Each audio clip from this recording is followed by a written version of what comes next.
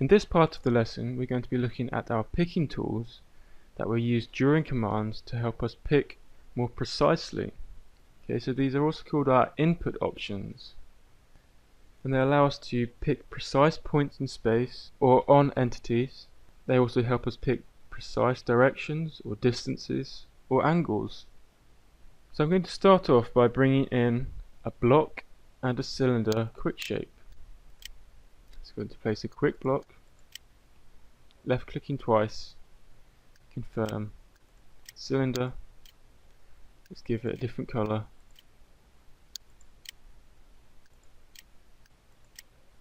As a base. Okay, so we have two shapes here. Let's just move this one up slightly so they're on the same plane. Okay, you can see here that I've picked using an all entity filter, and it only picked the face. Okay, I want to unpick this and make sure I'm picking the shape. With the entity filter set to shape, make sure I'm picking the entire shape.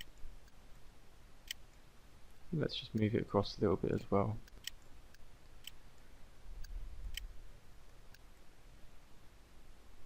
Okay, so here are our two shapes. Now, whenever we are performing a command, we'll be prompted to pick either points, directions, angles, distances, among others. Now, when we pick a point, we can pick it in space, anywhere we'd like to, with any coordinate system we'd like. But sometimes we'd want to pick it at a specific point and make sure that it stayed locked in to that point. And to do this, we use our input options, our picking tools, and our snapping tools. And these are accessed through these drop-down menus. Here are our snapping tools, and here are our input options, our picking tools. Okay, these are also accessible via a right click.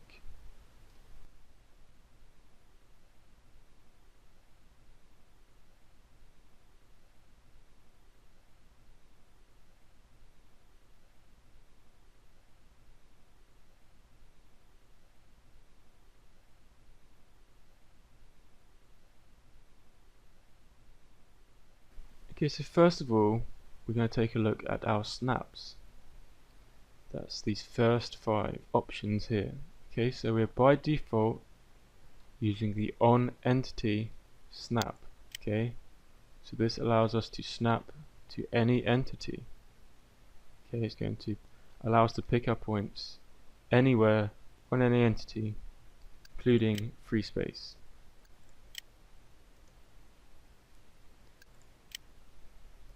Next up, look at our critical snap.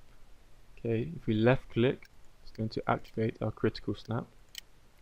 Okay, and this lets us snap to critical points within our 3D environment. So critical points being midpoints on edges and curves, endpoints on edges, curves, the center points of datums, center of curvature. Okay, so this will let us snap to these critical points. Okay, we also have our absolute snapping tool.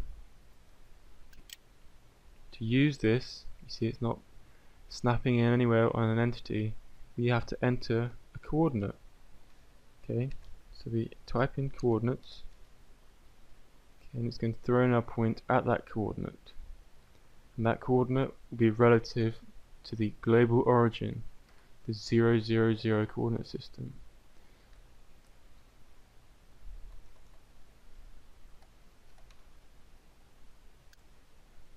Okay,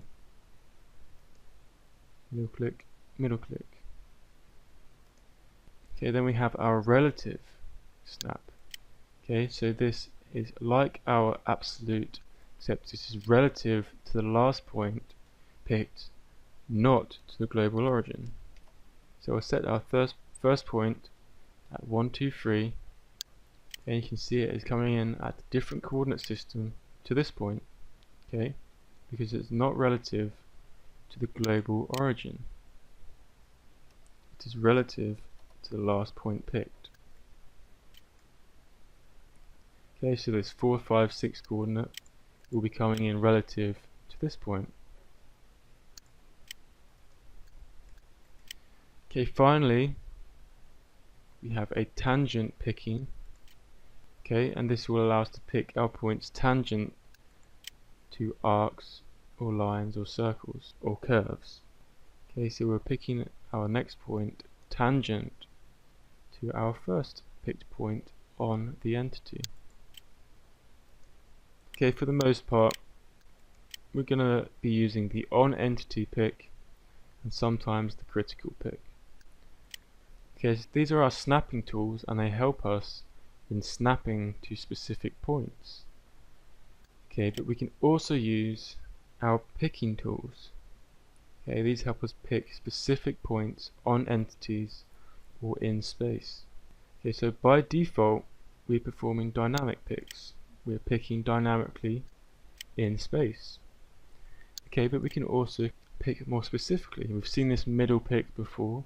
If we left click, taking into a new options panel, we pick a curve. This can be an edge, an arc or a line, and it's going to pick our point at the midpoint of that curve. Okay, you can see we have this middle pick flown in for our first point. Okay, so we could also perform a between pick. Okay, we can pick between points. We can set our point to be between two picked points and a certain percentage between these points or distance between these points.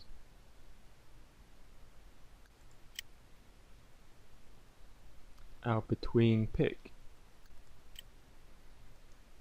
Okay, so next up we have an offset pick.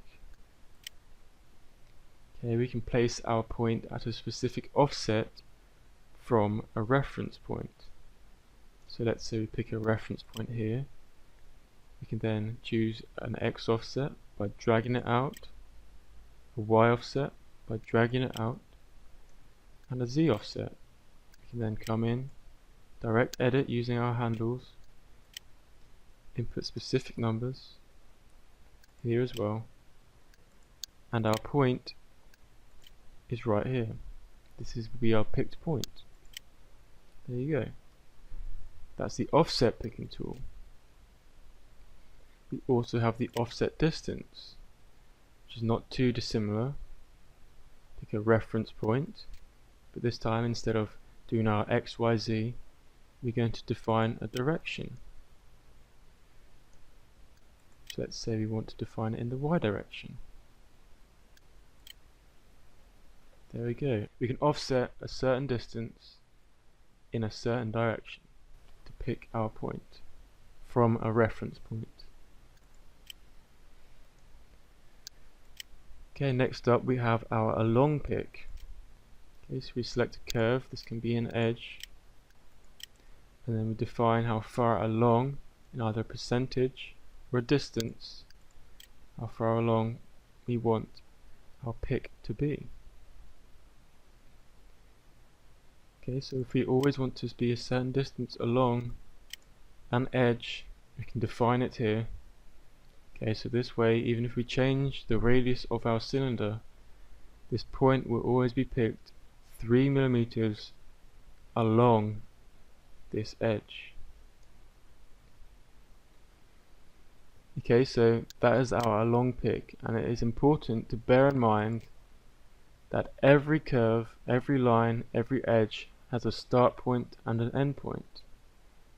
Even our circular or connected curves, our single curves that are connected, they have a start point and an end point. Even though they go continuously around, they have a defined start point and an end point. Okay, and this has important consequences during our designing. Okay, so here we have our first point, second point. Our first point is constrained to be 3 millimeters along this edge in this direction. Okay, and our second point is 3 millimeters in the opposite direction. Okay, so even if we come in and change the radius of the cylinder, these points will stay 3mm along the edge. So let's do this, but first of all, let's place another line, but simply dynamically free pick it at the same point along the edge, or near enough. Let's redefine that, and I'll set the color to green so we can distinguish the two. Okay, now we can change the dimensions of this cylinder. Okay, we can view our dimensions here. Okay, we can see our radius there. If we want to show only specific dimensions, come into our history manager, the specific dimensions we want to show. So for the cylinder, we can right click dimensions, and we'll get the dimensions only for that entity, not for all of the entities, as we would with this toggle. Okay, let's set our entity filter to dimension, double click the dimension, we could right click edit, and let's crank it up to 13. Okay, it updates, and you can see the difference here. Okay, so whereas our green line has just moved with the update of the radius, our black line that we specified pick points has stayed at those picking points, 3mm along in each direction. So this is how we link up all of our operations to make sure that our designs are customizable, so that if we make changes to our design, which we would want to do so that we can customize for any customer, is going to make sure that our design stays linked up, so we do not have to redo or remake particular sections of our design. Okay, so let's deactivate all dimensions. Let's bring back up our 2 point. Let's move on to our angle input option, our picking tool. Okay, so with this we simply pick the curve. Okay, and the curve has to be an arc or a circle. We first pick this arc or circle, and then we can define an angle that it's going to be along that arc or that circle, okay, with respect to the center point.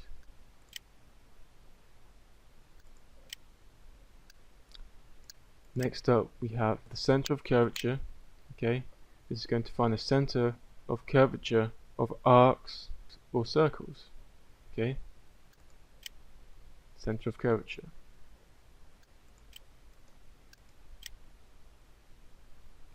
Next along we have the quadrant of curvature.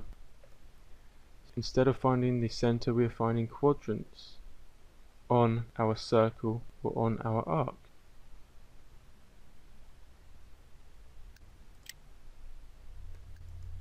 Okay, we can also pick between two lines. Okay, we're picking a specific distance between two lines.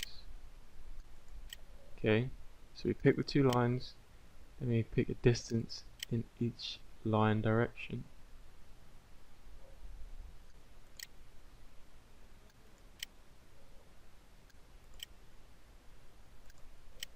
Like so.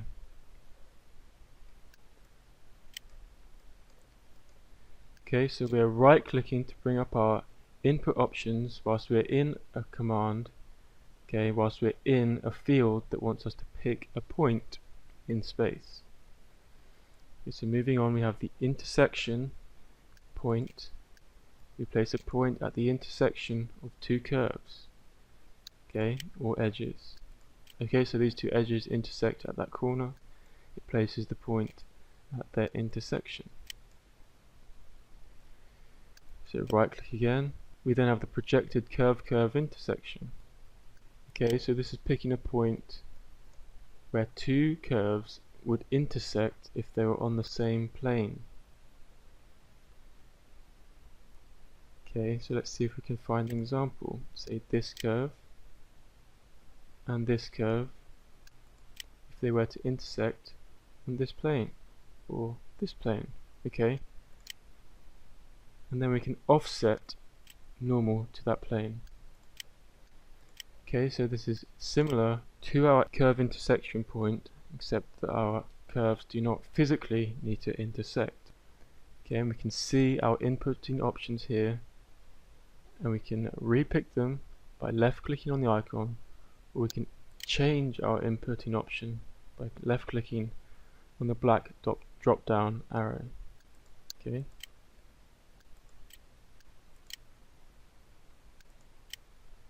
If we want to go back to a free pick, we navigate to our dynamic pick.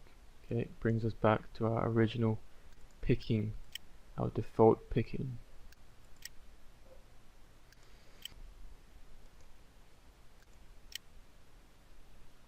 Okay, our next one is between curve points. Okay, so we're picking 2 points on a curve, and then we're then specifying a distance or percentage between these 2 points on that curve to place our point. Okay, we have a curve surface intersection. We can define our point to be at the intersection of a curve, okay, a curve, and a surface. So the surface, we may want to use a datum plane. Okay, so at the intersection point of that curve and that surface, we'll throw in a point. Okay, finally we have a face vector. This is going to project a vector onto a face. Okay, so we pick a face, we pick a vector, and this is going to place a point on the face where the vector meets the face. Okay.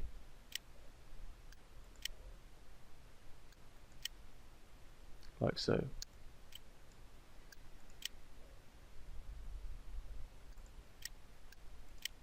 Okay, so these are all of the point picking tools at our disposal, and there's a lot here, and they allow us to pick specific points on entities or within space so that our history can all be linked up, so that when we make modifications, our operations will stay connected at the places and points that we want them to stay connected to.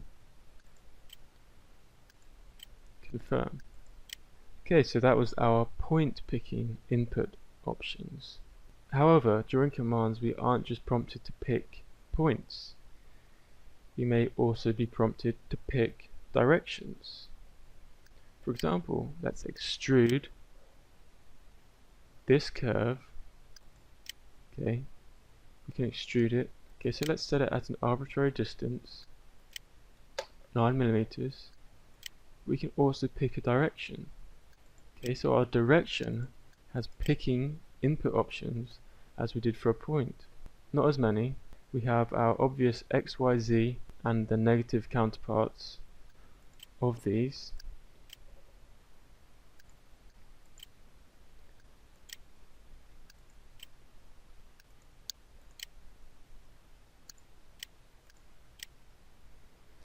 Okay, so when ZW wants us to provide an axis or a direction, this is one of the ways we can define that direction. Okay, alternatively, we can select existing lines as our directions, edges, curves. Alternatively, we can pick the X, Y, and Z direction using our center triad, and we can also pick this X, Y, and Z direction if we can't see our center triad using this triad in the lower left hand corner. We can pick our X, Y, Z directions and their negative counterparts. Okay, so there's 4 ways that we can provide axis or directions when we're prompted to. Okay, we can use our input options. We have the dynamic pick, so where we're dynamically picking. We can specify a plane axis. Okay, a plane axis will be the local axis system for a plane, so a planar face or a datum. So all of our planar faces have their own axis system. Okay, so if we pick the x-axis of this planar face, you can see it is a different direction to the global x-axis. Okay, and if we insert a datum, for example, somewhere in space. And we give it an orientation that is nothing like our global orientation. We then perform an extrude. Our direction, if we right click, plane axis, pick our plane, we can then define the XYZ direction of that plane that we want our extrude to take place. So if we pick the Y axis, it will be this direction, not our global Y direction.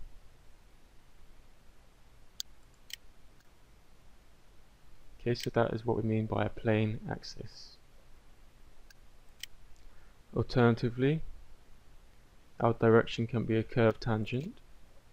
So we find a curve, it can be an edge, any kind of curve, and then we pick a point along this curve, and then we can pick either side to be the tangent direction. Okay, so our direction is defined by that curve, by that point on that curve. Okay, we could also specify a curve normal. A tangent line is perpendicular to a normal line. We still pick a curve, pick a point, but this time we're picking the normal. Okay, so there's going to be a 90-degree angle between the normal curve and our picked curve. Okay. Similarly, we can pick face tangents and face normals. Same way, except we're picking a face instead of a curve. We pick a point on that face, and then we're going to pick a tangent direction.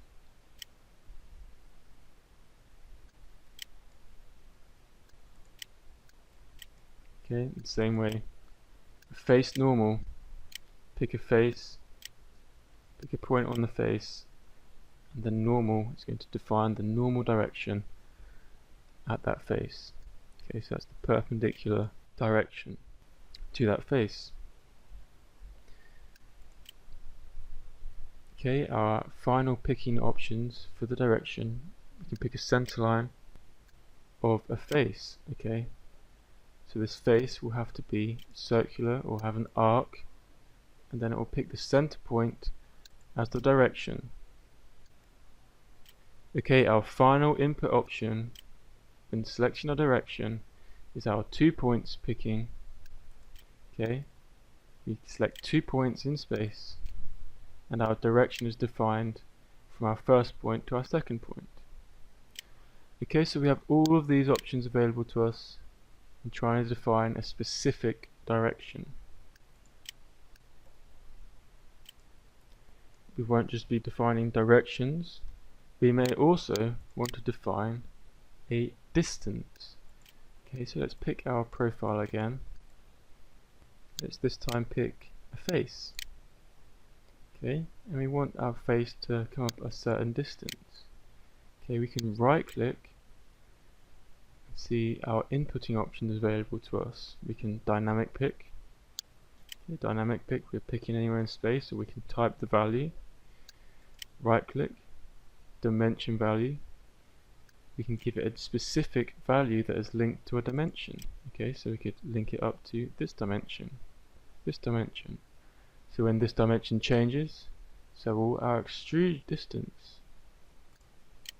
If we want to re-enter a numerical value and we already have a inputting option in use, we must come into our drop down menu, left click dynamic input, and then we can enter our value. Okay, so we can also add an expression. Okay, we won't look at this right now. We can define our distance to be to a point. Okay, a point in space, and we can allow it to always go to that point. So if that point in space changes, so will our extrude distance.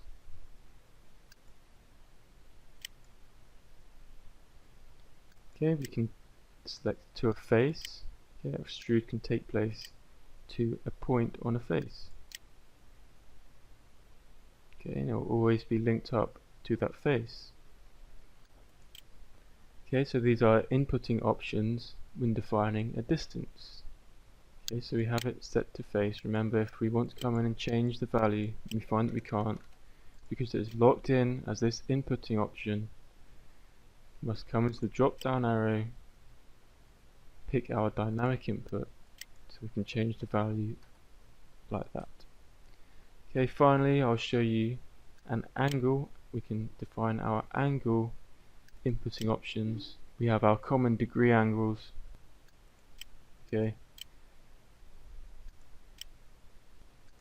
Okay, we have a few other options available. Okay, so these are the different inputting options, different ways that we can define specific points, directions, angles, distances, whilst we are using our commands.